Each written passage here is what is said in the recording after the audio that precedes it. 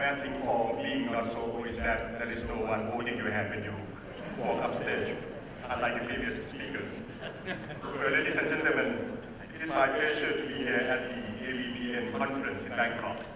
In this session, I will talk about social investment in Thailand to set the context for the following session and for other speakers from Thailand. Firstly, I would like to provide you some brief background about Thailand. The country has been quite successful in its economic development during the past 4 decades. With rapid growth, Thailand has transformed itself from a low-income country into a higher middle-income country. Its income per capita is now nearly $6,000, but the growth has recently slowed down to around 3% per year during the past 5 years as the country is becoming an aged society. Thailand still has an unusually high ratio of labor working in the informal sector at around 60%. Most of these informal workers do not have stable jobs and are little covered by social security. The Gini coefficient of 0.4 reflects very high level of income inequality. The current model of development, which relies heavily on manufacturing, is not really environmentally friendly, as Thailand generates only a little over $1,000 of GDP for every ton of carbon dioxide emitted. It also has many social problems. For example, the quality of education is not really satisfactory, partly reflecting the high income disparity. Thailand is ranked 59th among 72 countries in the PISA test organized by the OECD.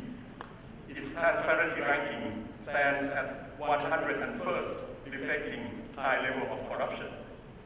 While disadvantaged people, such as those with disabilities, receive a sizable donation, they are not given enough opportunities to be self-reliant. Only a quarter of them currently have jobs. The Thai society is highly centralized. Such centralization has proven to be increasingly ineffective in solving social problems. And the country thus requires a major change of directions.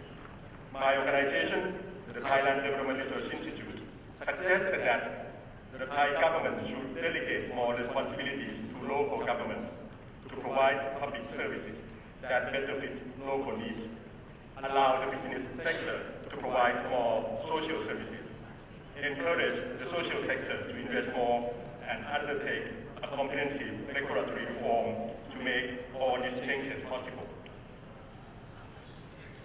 Now, let me turn to the issue of social investment in Thailand. There are two good introductory books to social investment in Asia in general, and in Thailand in particular. The first one, From Charity to Change, was published by the Lien Center for Social Innovation in 2014. The second one, Social Investment Landscape in Asia, was just released at this conference.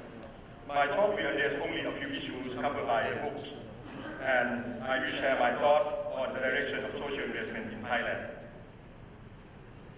The first book just mentioned, written by Kun Vartanan Petersik, has analyzed the strengths and weaknesses of social investment in Thailand.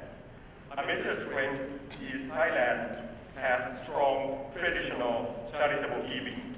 We also have vibrant and innovative non-profit organization and a growing social enterprise movement.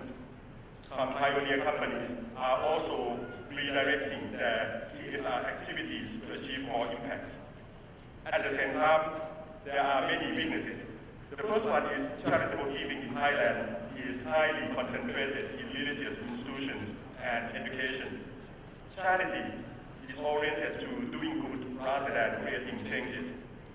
Not-for-profit organizations are generally fragmented, and social enterprises have difficulties scaling up their activities. Finally, many companies still lack clarity on how best to conduct their CSR activities.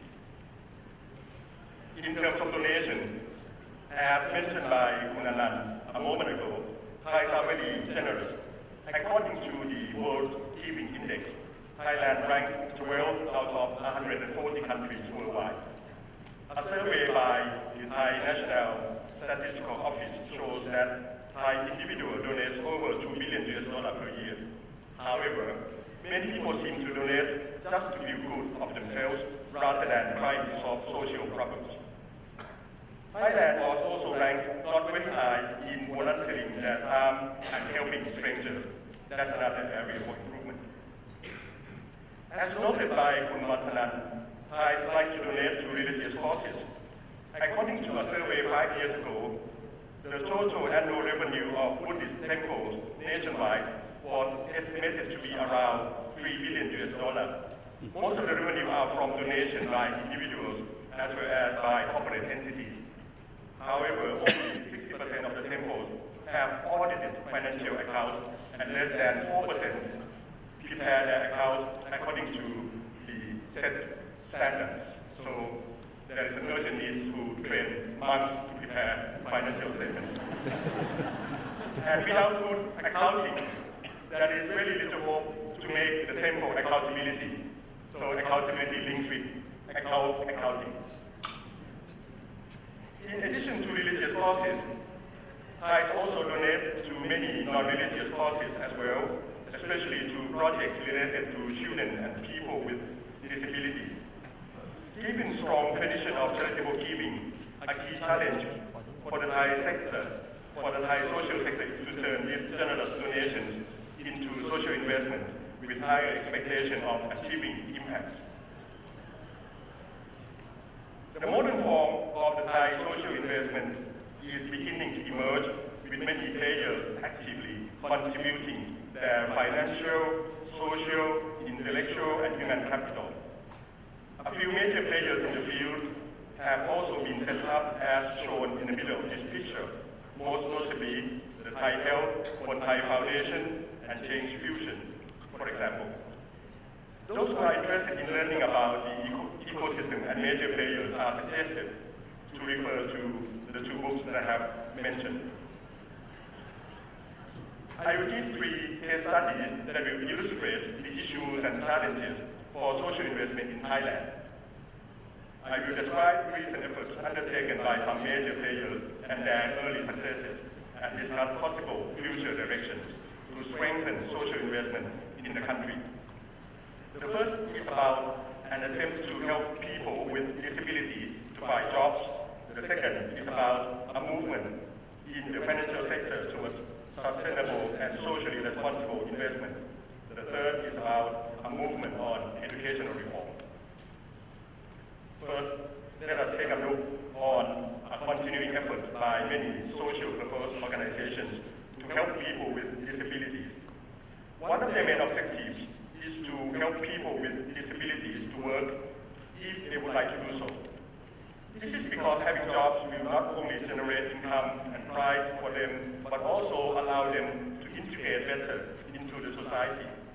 The Thai social sector has been successful in lobbying for a passage of the law that requires a company to hire at least one person with disabilities for every 100 workers employed by the company, or to contribute to the development fund for people with disabilities, or to help them in other ways as allowed by the laws.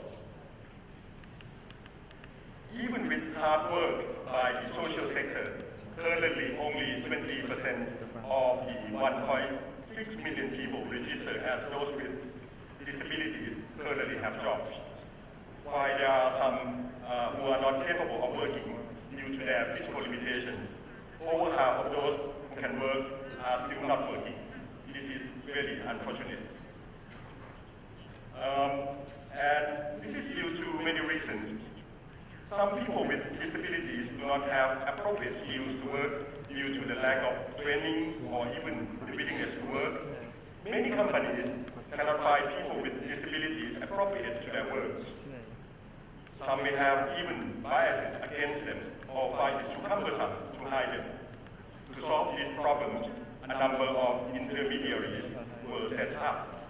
One example of such intermediaries is the Social Innovation Foundation, which assists more than 300 companies and a large number of people with disabilities. On its own, the foundation has helped companies hire 3,000 workers this year. Together with its network organizations, such as Association of People with Disabilities, it helped fill around 6,000 jobs, quite a remarkable success. But still, nearly half of the companies with over 100 workers decide not to hire people with disability, but chose to contribute to the fund or help them in other ways, or completely ignore their legal requirements. As a result, there is a need to change the law to tilt the incentives to hiring rather than to just paying to the fund, to campaign for changes in public attitudes, and to put more effort to prepare people with disabilities for workplace. This requires setting up stronger and broader platforms to allow stakeholders to collaborate with each other and one another. My second case study is about the Be Kind Mutual Fund, which was designed and operated by the BBL Asset Management Company. The fund has twin objectives. The first objective is to promote good corporate behaviors by investing in publicly listed companies that have good behavioral records in the areas of environment, social, corporate governance, and anti-corruption. The second objective, which is quite unique here in Thailand, is to raise funds for social projects that help disadvantaged people, protect the environment, and reduce corruption, and so on, by donating 40% of its management fee, or about 0.8% of its total asset value, to support such projects. So far, the fund has supported 32 projects by donating over 700,000 US dollars. Realizing the need to scale up to create more impact, BBL Asset Management, together with its partners, which include Change Venture, Kon Thai Foundation, and the Federation of Thai Capital Market Organizations, recently announced to launch Thailand's Governance Mutual Fund. So far, 15 asset management companies, which altogether manage over 95% of the mutual funds in the country, have already committed to the scheme. Together, they will compile a common list of firms with good governance to invest in. As in the case of Be Kind, they will donate 50% of their management fee to anti-corruption activities. My third case study is related to education reform. Here there are twin problems to be addressed. The first one is related to access to education. Although the gross enrollment ratio for primary education in Thailand is almost universal, the dropout rate is still high. During the past 7 years, around 300,000 students dropped out of school. There are also related problems of juvenile delinquency. Nearly 30,000 youngsters are put into protection centers each year. The second problem is the problem of quality of education. As I have noted earlier, Thailand ranks quite low in the PISA test, reflecting the low quality of its education system in general and the high income disparity in particular. In reading, for example, around 50% of the students are below level 2 proficiency, meaning they cannot capture the main idea of the text they read. Unless Thailand can properly address these twin problems, it will be very difficult to increase the country's standards of living, reduce inequality, and address other important social problems. To address the problem of access, many social purpose organizations are active in fundraising and providing scholarships to students. Properly managed, scholarships are helpful in partially preventing dropouts. However, without addressing access and quality at the same time, disadvantaged students would still find it difficult to catch up with their peers and still risk dropping out later in their school life. There are some social purpose organizations that start to address the issues in a holistic manner. For example, the Yuva Path Foundation, which started as a scholarship-giving organization, has gradually added more assistance to needed students and schools. Seeing the need for school-based management, it works with ed wings to select schools to support. It also collaborates with Teach for Thailand, a volunteer teaching organization modeled after Teach for America, to help highly motivated young leaders to teach and create changes in the partnering schools. It partners with Learn Education to provide technology solutions to help classroom teaching and learning. It also works with volunteers from Volunteer Spirit Network to provide youth counseling and support. So this is one of the very first movements that tried to be holistic. Last year, UAPAT and its network raised over $1 million from public donation and revenue from Pan Store, a social enterprise, and provided scholarships to over 4,000 students. Although the initiatives like UAPAT and the like provide new hope and new working models for education reform, these efforts are still tiny comparing with the size of the problem of education reform. Why is education reform so difficult in Thailand? Well, it is difficult everywhere in the world. Most importantly, education reform requires a high degree of understanding and consensus on good education among hundreds of thousands of teachers, schoolmasters and administrators, as well as millions of parents who need to act together. It doesn't help that Thailand has no policy stability at the top, as it had exactly 20 ministers of education during the past 20 years. However, the situation is not hopeless, as we have many active players in the society. Altogether, we can mobilize financial, human, intellectual, and social capital to solve the problem. Thus, the challenge is to set up a platform for a much broader-based collaboration. Setting up such a platform under the codename of Thailand's Education Summit is currently being discussed among like-minded parties. The platform would bring together donors, business enterprises, policymakers, principals, teachers, parents, and the academia to build consensus on reform direction, help scale up early successes, and advocate for systemic reform. The three case studies demonstrate that Thailand has come a long way to address social problems by social investment. As we are trying to solve our problems, we begin to realize that working as individuals, though admirable, would create little impact. So we have formed nodes to provide intermediated interaction among parties involved. Such intermediaries can reduce the so-called search cost by helping hiring companies to match with people with disability who would like to work. Socially conscious investors to invest in socially responsible companies, and donors of scholarships to match with scholarship recipients. Managed well, these intermediaries can promote trust and accountability in the social sector by performing many functions, including monitoring, quality assurance, and providing information to all stakeholders. However, the destination is still very far away. We need new kind of platforms for a more broad-based collaboration to move faster, to scale up, and to create value and long-lasting impacts. We are very new to this journey and would like to learn from your experiences, get your feedback, and seek your advices how best to move forward.